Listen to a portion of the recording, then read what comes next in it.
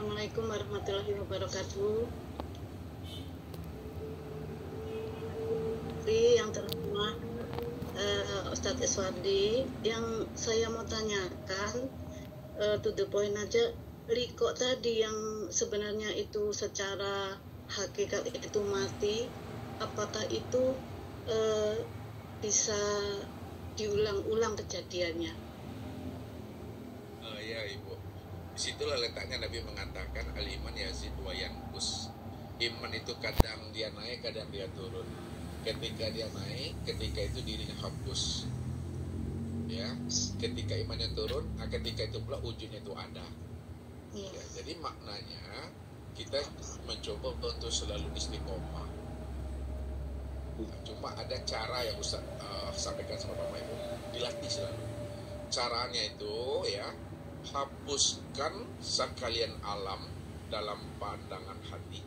Ini dengan rasa ngambilnya ya. Coba dengar ke bahasa Ustaz. Hapuskan sekalian alam dalam pandangan hati dan lenyapkan segala yang wujud juga pada hati. Ketika alam telah lenyap dan hapus dalam pandang hati, ketika itu nyatalah Allah sebenar-benarnya yang wujud dan yang nyata pada sekalian yang alam ini. Nah, usah lagi, hapuskan atau lenyapkan sekalian alam dalam pandangan hati. Maksudnya alam ini tidak ada, sesuatu juga tidak ada, apa-apa pun juga tidak ada. Yang ada dalam pandang hati itu hanya Allah. Ini yang diajarkan Allah. La ilaha illahu kullu syai'in halikun illa wajhahu. Artinya, la ilaha illahu, tidak ada yang wujud melainkan dia.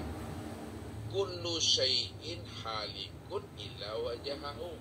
Tiap-tiap segala sesuatu hakikatnya tidak pernah ada. Yang ada hanya Allah semata-mata.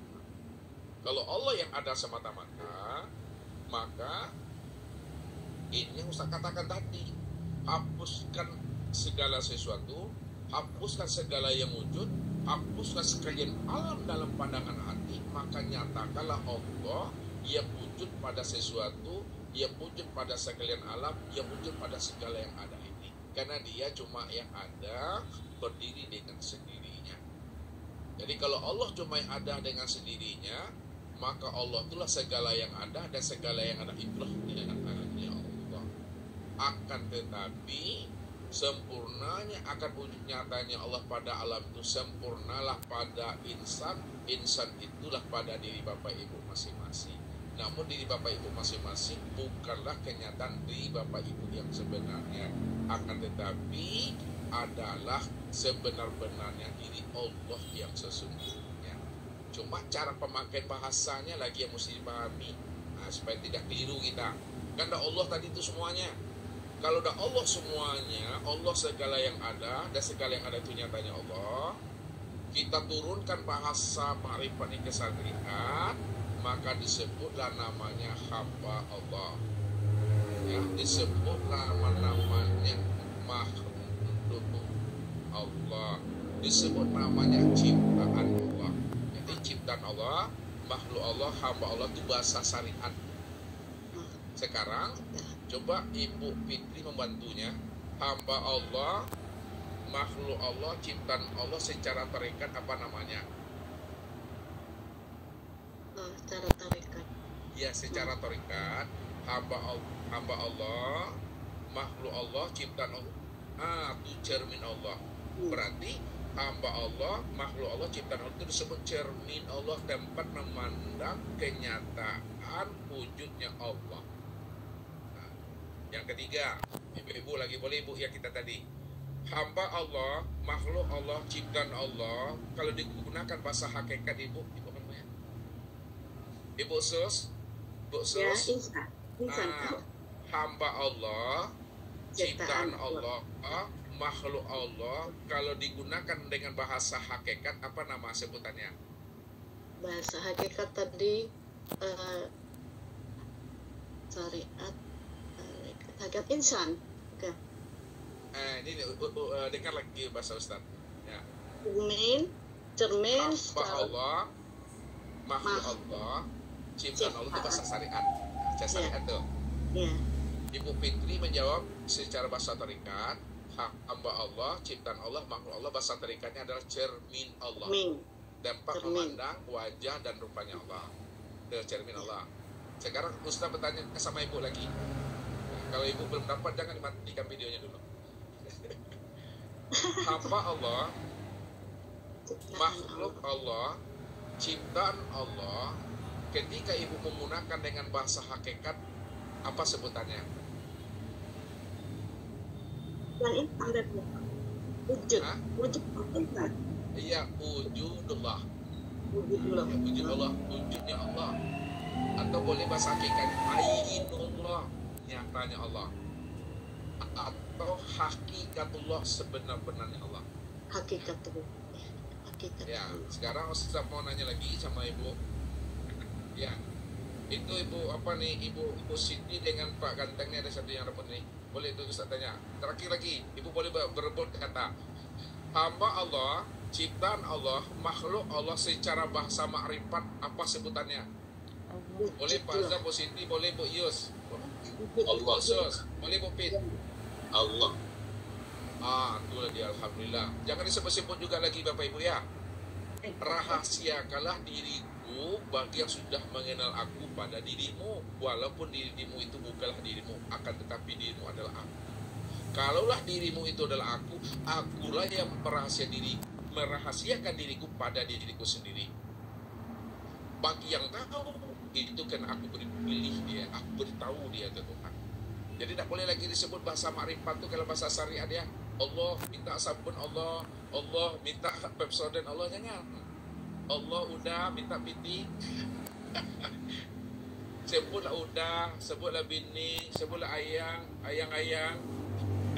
Tapi jangan disebut Allahnya ya. Itu namanya syariat yang telah berhakikat, hakikat yang telah bersyariat. Gitu Bu Yus. Sekarang Ustaz mau nanya lagi, Bu Yus, Bu Sus. Iya. Ustaz mau nanya satu. Bu Sus. Hai Bu Sus. Udah nyatakah Allah sama Ibu Sus? Sudah nyata? Saya nggak tahu nyata apa enggak, tapi dalam 2 tahun ini sebenarnya dikir Allah ini juga udah ustadznya udah sekarang di Papua, udah pindah setahun yang lalu. Satu muhadab saya tapi dibayar orang pakai kain-kain kafan, pernah tidur pagi saat dikir itu saya tidur, tapi saya lihat saya sholat di bagian sop pertama saya dicabut nyawa saya, Ustaz. Cabut ini, saya matikan kamu ya. Pelan-pelan saya jatuh, lemah lunglai gitu. Saya takut loh, saya mati sekarang.